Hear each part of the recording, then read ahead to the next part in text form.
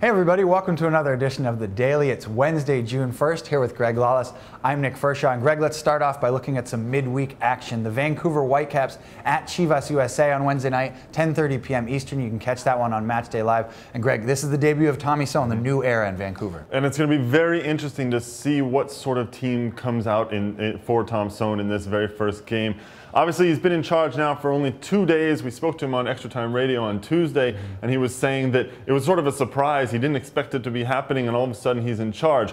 What sort of changes can he make in 2 days? Not very many. We know that. He admits that. He says, look, style of play matters, as they said in their open letter to the fans. And so can he instill some sort of new style? Not in a couple of days. It's going to take some time. However, the key I think that they will be looking for from the Whitecaps is what sort of effort will they put through. Very often you get a coaching change and there's a lot more energy in the team. Will that energy translate into a result? That's the real question. And Tommy Sohn mentioned it felt good to be back on the field coaching the other day. We also heard on Tuesday from Frank Klopas, the new interim head coach and the current technical director with the Chicago Fire, talking about the recent dismissal of head coach Carlos de los Cobos. Klopas saying he never wanted this job, he never wanted to become the interim head coach, but for continuity's sake that it was best for an in-house guy to take over for the rest of the season. So Klopas is going to run the rest of the season for Chicago Fire. They're winless in their last 9. There will be a job search for a new head coach in Chicago, but Klopas taking charge there, and we'll have to see. The first game of the Klopas era is against the Seattle Sounders on Saturday. It's a tough draw. Yeah, and it's also interesting in the way that it's different from what took place up in Vancouver. In Vancouver,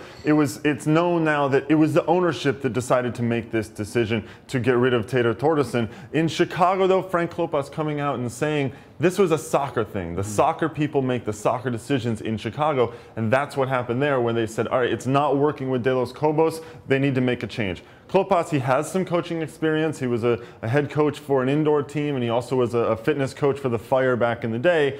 He's also been around now as the technical director of the Fire for a long time. So there is some continuity, which I think is good. It is also interesting, though, that unlike up in Vancouver, where it seems as if Tommy Sohn will not only be in charge for 2011, but will be almost coaching to stay in that position.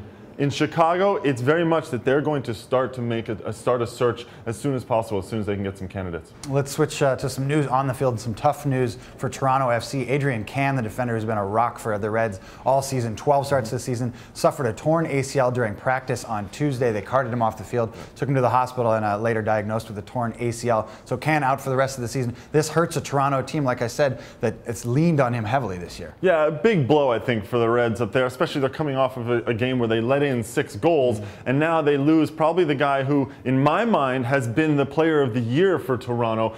Defensively, he's been a rock. He's been sort of a leader on the field, which is something that I think they really needed. Now it's up to the other guys to step up. Can Julian de Guzman become that leader in there? And on the back line, a lot of questions about what they're going to do defensively. Stefan Frei in back in goal, he will have to be even bigger now.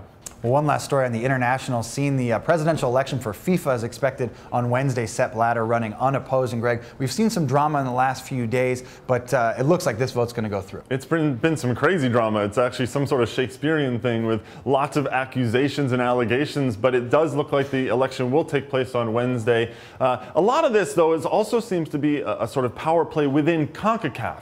Here we are on the verge of the Gold Cup, and a lot going on in CONCACAF to see who's going to be in charge in a way. Chuck Blazer and Jack Warner, the two main figures of CONCACAF, really at each other right now, and it's be interesting to see how that comes out as well. But looking like no matter what people say, the English FA and the Scottish FA have been lobbying for a postponement of the election for FIFA's presidency. Looks like that's not going to happen, and Sepp Blatter running unopposed, he's expected to win. Well, for all the latest news in Major League Soccer, log on to MLSsoccer.com, and as Greg mentioned, the latest edition of the Extra Time Radio podcast is up. You can listen to Josie Altidore talk about his aspirations with the U.S. national team, as well as Tommy Sohn with the Vancouver Whitecaps. You can find that on iTunes, Buzzsprout, and as always, MLSsoccer.com.